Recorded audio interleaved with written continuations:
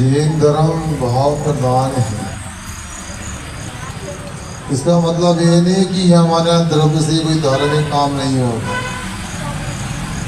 यहाँ कहने का मतलब इतना ही है कि हम बचाने के लिए प्रयास करते हैं तो कभी मारने का पाप नहीं लगेगा। आप गौशाला के माध्यम से तो पशु सेवा कर रहे हैं, आपका काम प्रशंसनीय है और श्रावकों को अनुकरणीय भी। अब यदि कोई बीमारी होती है, कोई घाव काय तो हो जाता है, स्वाभाविक है कि उसमें कीड़े आदि को नष्ट करने का प्रसंग भी सामने आता है, मगर हमारा नष्ट करने का भाव नहीं। यदि मान लो यदि ऐसा ही समझ लें तो मनुष्य की चिकित्सा भी संभव नहीं है। मनुष्य की चिकित्सा भी कोई चिकित्सा करता है तो उसकी भी सर्जरी होती है, उसके घाव में भी अनेक प्रकार के रोगाणु होते हैं, कृमि आदि होती है, पेट में कोई एनीमा आदि देती हैं, कृमि का निष्कासन होता है, तो वहां पर भी हिंसक माना जाएगा। और हमारे यहाँ इतना ही नहीं, 6 काय के जीवों की रक्षा करने वाले महामुनि राजों ने भी आयुर्वेद परक चिकित्सा शास्त्रों की रचना की। वह अहिंसक पद्धति से किसी सर्जरी और मेडिसिन का काम होता बताया है। मगर कितनी भी अहिंसक पद्धति हो, सर्जरी होगी तो जीवों की तो हिंसा होगा, किंतु अपना मारने का भाव नहीं, बचाने का भाव है।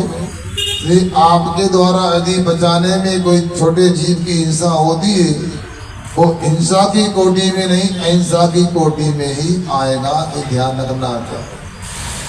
जैसे अभी यहाँ चावल पड़े सुबह से, चढ़ाने वालों को तो अभी थोड़ा समझने की आवश्यकता है कहाँ क्या चढ़ाते हैं।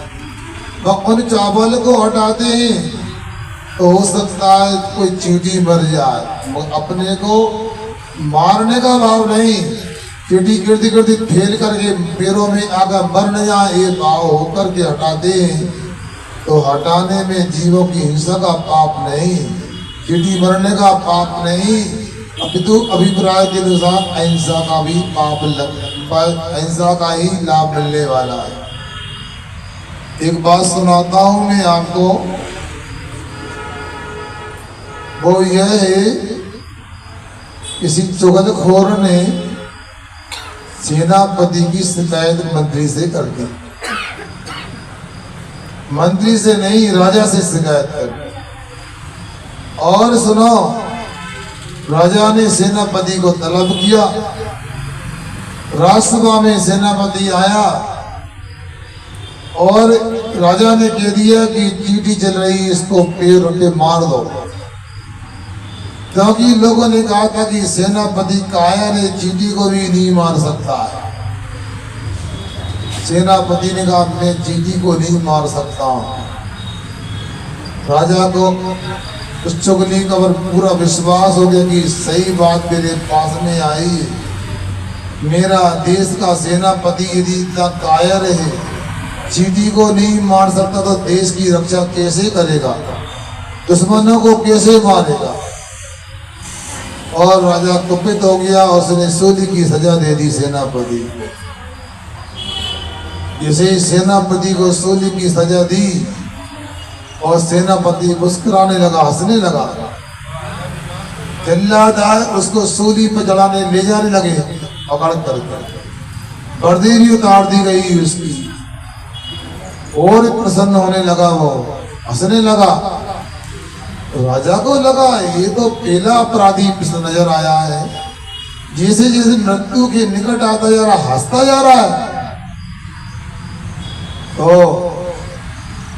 संदेह हुआ बात क्या है। सेनापति को बुलाया कि क्यों तुम हंस क्यों रहे हो, तुम्हारी मृत्यु निकट है। सेनापति ने कहा मैं जैन धर्म का पालन करता हूँ, अहिंसा परमो धर्मा में विश्वास रखता हूँ। मैं देश की रक्षा के लिए एक नहीं हजारों दुश्मनों को मार गिरा सकता हूँ। मेरी क्रोधी हिंसा का त्याग नहीं है, मगर मैं बेकसूर चींटी को नहीं मार सकता हूँ, क्योंकि इसने कोई कसूर नहीं किया, कोई गुनाह नहीं किया। इसलिए मैं राजन चींटी को क्या घास के तिनके को भी बिना प्रयोजन के नहीं तोड़ता हूँ, नष्ट नहीं करता हूँ। मैं जैन धर्म का पालन करता हूँ, मगर देश की धर्म की रक्षा करने के लिए अपनी गर्दन भी कटा सकता हूँ और दुश्मन की गर्दन भी कलम कर सकता हूँ। और राजा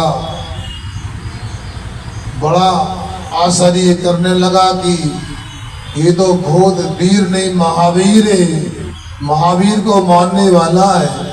और चुगली करने वालों को दंड दिया गया और उसको क्षमा के साथ में पुरस्कार दिया गया।